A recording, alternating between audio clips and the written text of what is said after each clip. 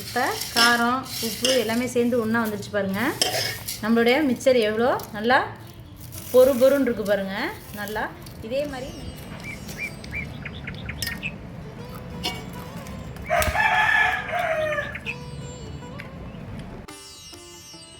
இப்போ நம்ம மிக்சர் தான் செய்ய போகிறோம். மிக்சருக்கு தேவையான பொருள் பார்த்துடலாம். 2 கப்பு வந்து கடலை மாவு எடுத்துருக்கேன். அதே கப்பில் 1 கப் அளவுக்கு அரிசி மாவு எடுத்துருக்கேன்.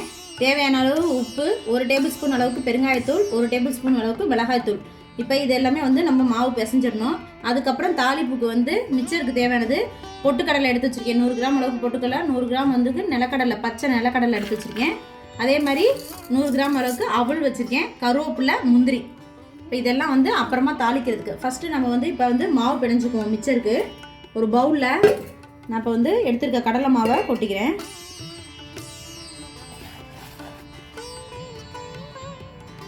அது கூட எடுத்து வச்சுருக்க அரிசி மாவையும் சேர்த்துக்குவோம். இப்போ மிக்சருக்கு தேவையான அளவு உப்பு போட்டுக்குவோம். 1 டேபிள் ஸ்பூன் அளவுக்கு பெருங்காயத்தூள் அதையும் சேர்த்துக்கிட்டோம். மிளகாய்த்தூள் இப்போ அதையும் சேர்த்துக்கிட்டோம். இப்போ எல்லாத்தையும் நல்லா ஒரு பெரட்டு கலரி விட்டுருவோம் கட்டி இல்லாமல்.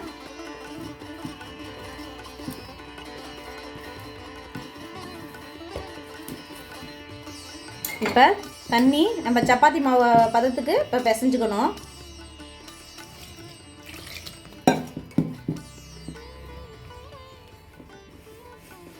நம்ம கடலை மாவு போட்டு அப்புறமா கூட மிளகாத்தூளும் உப்பும் சேர்த்துக்கலாம். நம்ம ஃபஸ்ட்டே வந்து சேர்த்துக்கிட்டோம்னு சொன்னோம்னா கொஞ்சம் மிச்சம் சாப்பிடையிலே, வெறும் மிச்சம் சாப்பிடையிலே கொஞ்சம் காரமாக நல்லாயிருக்கும் டேஸ்ட்டு.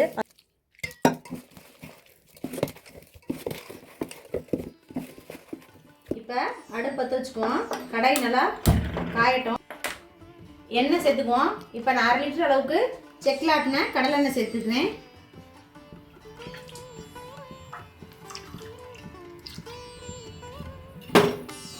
இப்போ எண்ணெய் நல்லா சூடாகட்டும். இப்போ மாவு பிசைஞ்சாச்சு. இந்த மாதிரி பதத்துக்கு இருக்கணும் மாவு. அப்போ தான் புளியறதுக்கு கொஞ்சம் ஈஸியாக இருக்கும். முறுக்குகளா சின்ன சின்ன ஓம் பிடிச்சி இந்த மாதிரி அச்சில் போட்டுக்குவோம். இப்போ மாவு வந்து இந்த மாதிரி நல்லா உருட்டி எடுத்துருக்கேன். இதை இப்போ உள்ளே வச்சுக்குவோம்.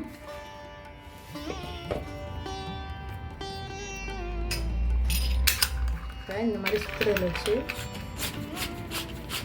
பாருங்கள். நல்லா அதுவாடுக்கு அப்படியே வருது பாருங்கள். நம்ம அமுக்கவே இல்லை, அதுவாக அந்த ஒரு பூ போல். இப்போ சுற்றிட்டுருக்கோம். அடுப்பை நல்லா சின்ன வச்சுக்கணும். நம்ம சுற்றிட்டு வர்றதுக்குள்ளேயே அது வந்துடும்.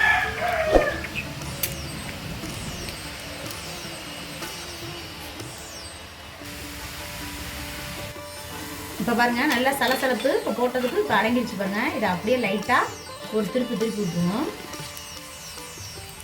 சுத்தமாக எல்லா சலசலப்பும் அப்படியே அடங்கிடுச்சு. இதை இப்போ அப்படியே எடுத்து போடுவோம்.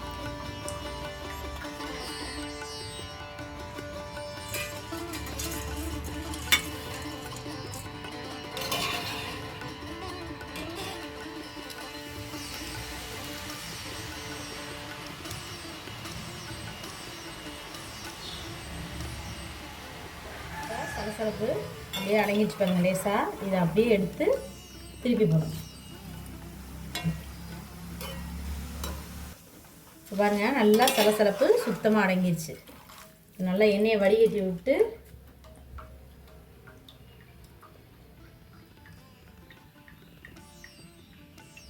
அப்படியே எடுத்து வச்சிருக்கோம். இப்போ நம்ம மிச்சர் எல்லாமே சுற்றி எடுத்தாச்சு. இப்போ நம்ம மிச்சருக்குரிய தாளிப்பு எல்லாமே பொரிச்சு எடுத்துக்குவோம். இப்போ ஃபஸ்ட்டு நான் பொட்டுக்கல்லை எடுத்துக்கிறேன்.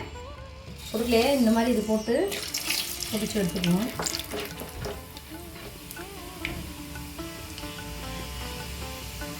ரொம்ப தீய விட்டக்கூடாது, லைட்டாக பொரிஞ்சால் போதும். இதில் பொரிஞ்சிடுச்சு. இதை எடுத்துருவோம். இப்போ எண்ணெய் நல்லா வடிகட்டிடுவோம்.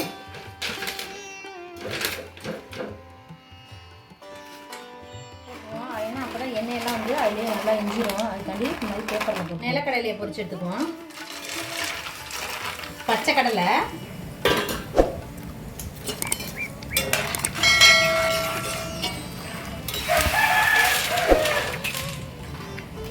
நிலக்கடலையும் நல்லா பொரிஞ்சிச்சு. அதையும் எடுத்துக்கணும்.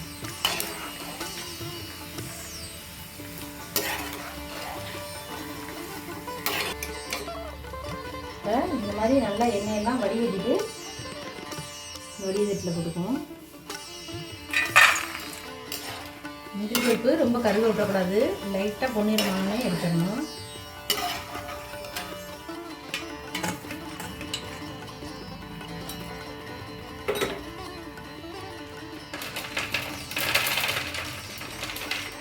கருவேப்பிலையை பொரிச்சு எடுத்துக்குவோம். அப்புறம் தான் கடைசியாக அவுளை போடணும். அவுள் போட்டோன்னே எண்ணெய் ரொம்ப கருப்பாயிரும், அப்புறம் அதை யூஸ் பண்ண முடியாது. அதனால் ஃபஸ்ட்டு கருவேப்பிலையை போட்டுக்குவோம்.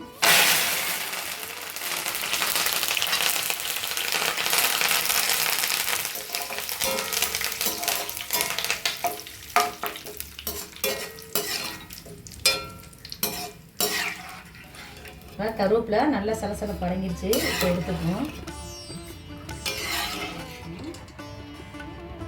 கருவேப்பிலை நல்லா எவ்வளோ இந்த மாதிரி கிரிப்ஸியாக இருக்குங்க.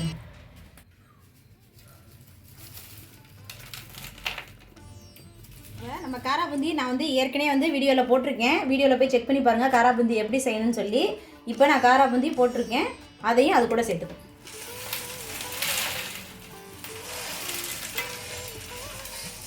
அவளை போட்டு எடுத்துக்குவோம் பொரிச்சு.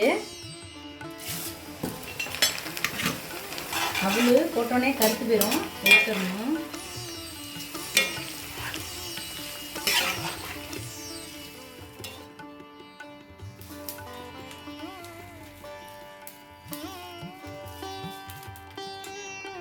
இப்போ இது எல்லாத்தையுமே ஒரு பாத்திரத்தில் மாற்றிக்குவோம். ஏன்னா அப்படியே வச்சு நம்மளால் கிண்ட முடியாது, அதுக்காண்டி.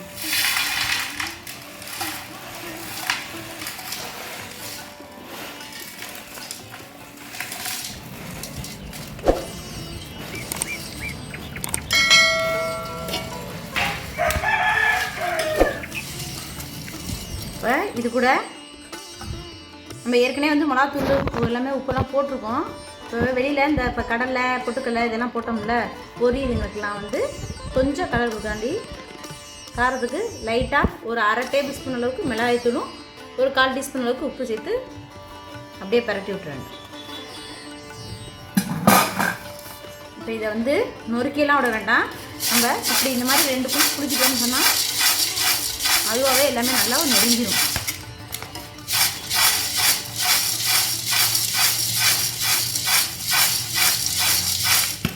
அப்போ தான் எல்லாமே நல்லா ஒன்று சேர்ந்து வரும்.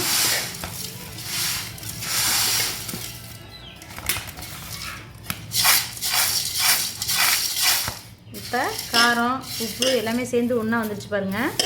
நம்மளுடைய மிக்சர் எவ்வளோ நல்லா பொறுன்னு இருக்குது பாருங்கள். நல்லா எவ்வளோ நல்லா மொறுன்னு கிரிப்ஸியாக இருக்குன்னு பாருங்கள். இதே மாதிரி நீங்களும் தீபாவளிக்கு செஞ்சு பாருங்கள். நம்ம வீடியோவில் காரா பூந்தி, காராச்சேவு எல்லா வீடியோவுமே நான் அப்லோட் பண்ணியிருக்கேன். எல்லாமே செக் பண்ணி பாருங்கள். இந்த வீடியோ பிடிச்சிருந்துச்சுன்னா லைக் பண்ணுங்கள், ஷேர் பண்ணுங்கள், மறக்காமல் சப்ஸ்கிரைப் பண்ணிடுங்க. பக்கத்தில் இருக்க பெல் ஐக்கானே கிளிக் பண்ணிக்கோங்க. அப்போ தான் நம்மளோட வீடியோ அடுத்தடுத்து உங்களுக்கு நோட்டிஃபிகேஷனாக வரும். தேங்க்யூ ஃபார் வாட்சிங்.